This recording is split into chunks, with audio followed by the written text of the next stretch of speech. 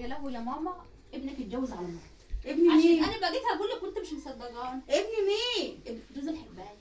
متأكدتي؟ ايوه اتاكدت، شفتهم بعيني. وهما متجوزين يعني؟ ايه اتاكدت اللي طب وماله انت زعلانه كده ليه؟ الف مرة. ما زعلانه عشانها. اخواتي لما تزعليه. انت فرحانه كده ما ليه؟ وريتناش شويه. انت فرحانه كده ليه؟ حلوه كده رفيعه ولا رفيعة تخينه حلوة. زيها؟ ده رفيعه وحلوه. طب حلو، يمشي معاها ويسيب دي للعيال بقى في البيت. والتانية الناس كانوا بيقولوا اتجوز دمه. على مراته، مين الحرباية وبعدين تتكلموا على ايه؟ الوليه اللي في هي الشارع. مين الوليه؟ اللي في الشارع. وليت مين؟ امال ايه؟ ما تقولي لها. لا انت خايفه تقولي لها؟ انت خايفه على مشاعرها؟ جوزك اتجوز عليك. يا لهوي، جوزنا يا حماتي. ايوه جوزتي عليه يا انا حماتي. ماليش دعوه، انا بسمع زيك اهو.